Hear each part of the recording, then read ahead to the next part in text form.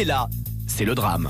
Minecraft est le jeu qui s'est le mieux vendu de tous les temps. C'est un jeu bac à sable où on peut faire à peu près n'importe quoi. Et donc évidemment, vu que Hollywood fait de plus en plus d'adaptations de jeux vidéo, Minecraft devait forcément y passer. Et bon, les gens n'ont pas aimé la première bande-annonce, ni le film qui a beaucoup de critiques négatifs. Mais moi, j'ai un avis un peu différent et avant d'insulter ma mère en commentaire, laissez-moi vous expliquer mon point de vue. Ah et oui, cette fois-ci, je mets le micro devant ma bouche parce que dans ma dernière vidéo, le son était vraiment pas ouf.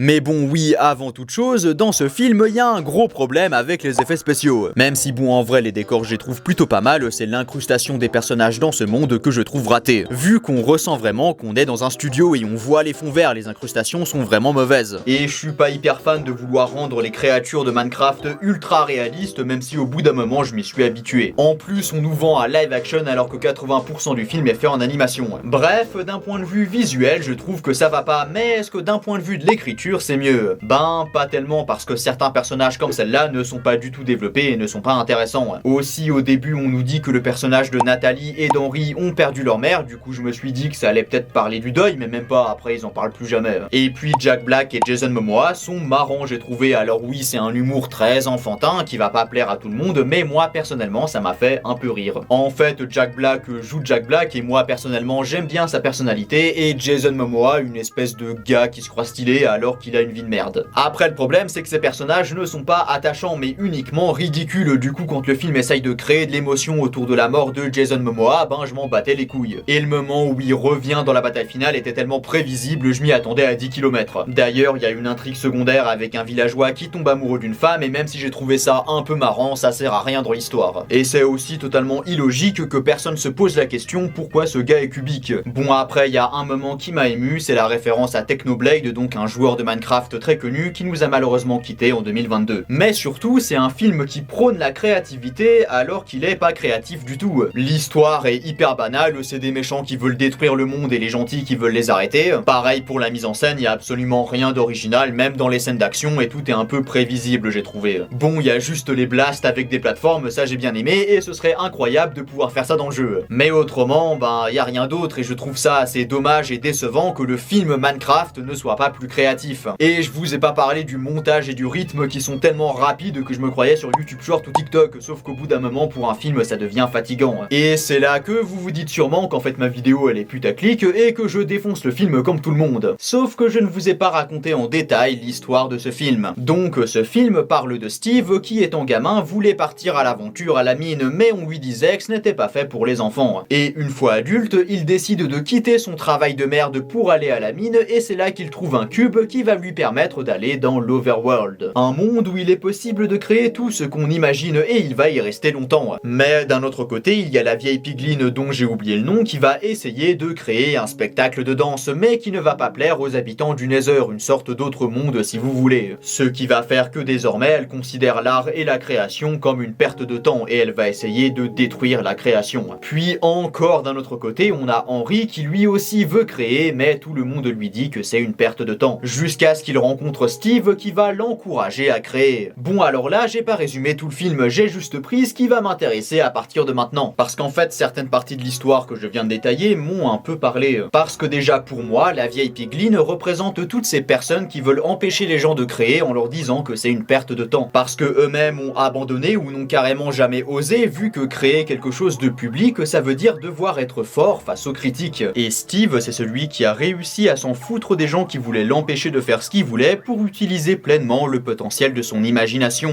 Puis Henri vit un peu la même situation que la vieille Pigline où tout le monde se moque de ses créations, mais il ne va pas prendre le même chemin qu'elle, mais plutôt celui de Steve, malgré le fait que même sa sœur ne croit pas en lui. Et pour moi, l'un des messages du film c'est: si t'as envie de créer, alors crée même si les gens te disent que c'est une perte de temps. Et c'est un message qui m'a parlé. Alors certains diront que c'est totalement mercantile et que le message c'est plutôt acheter notre jeu pour créer. Et bon oui, le film est mercantile facile vu que le but c'est de faire le plus d'argent possible sur le dos d'une licence connue tout en vendant des tonnes de jouets par la suite. Mais à la fin, les personnages ne restent pas dans le monde de Minecraft mais retournent dans le vrai monde, même Steve qui pourtant était heureux dans l'Overworld. Et vont créer comme Henry qui va faire un jetpack ou Jason Momoa et Steve qui vont faire un jeu vidéo. Et je pense qu'il y a un autre message, en tout cas c'est comme ça que je l'ai perçu, qui dit ok Minecraft c'était bien mais maintenant faut créer dans la vraie vie. Et ça m'a parlé vu que Minecraft c'est un jeu sur lequel j'ai passé une grande partie de mon enfance. Car c'était un monde où je pouvais créer sans que personne ne juge mes créations, c'était un peu comme une deuxième vie où personne ne pouvait me faire chier. Et j'avais l'impression que ce film me disait maintenant affronte le regard des autres et crée dans la vraie vie. Mais bon, ce que je dis là, c'est du ressenti personnel et en sortant de la salle, j'avais un sentiment un peu bizarre. En fait, je savais que d'un point de vue objectif, si on part du principe que l'objectivité existe dans l'art, c'était pas un bon film. Mais d'un autre côté, il m'avait touché pour des raisons personnelles. C'est pour ça que le titre de la vidéo, c'est pas le film est bon, mais j'ai aimé. Et du coup, je pense que si vous n'êtes pas un ultra fan de Minecraft, vous allez passer un mauvais moment devant ce film. Mais sinon, et si vous vous reconnaissez un peu dans ce que j'ai dit, il est possible que vous trouviez quelque chose dans ce film, et moi personnellement, j'y ai trouvé de la motivation. Bon, après, tout ça n'est que mon avis, et si vous n'êtes pas d'accord avec moi, on peut débattre en commentaire si vous voulez. Et tant que ça reste respectueux, dites vraiment tout ce avec quoi vous n'êtes pas d'accord, car c'est en débattant avec d'autres personnes que je pourrais m'améliorer. Bon allez, si cette vidéo t'a plu, tu peux t'abonner, mais tu peux aussi aller regarder cette vidéo sur l'histoire de Godzilla, et à la prochaine.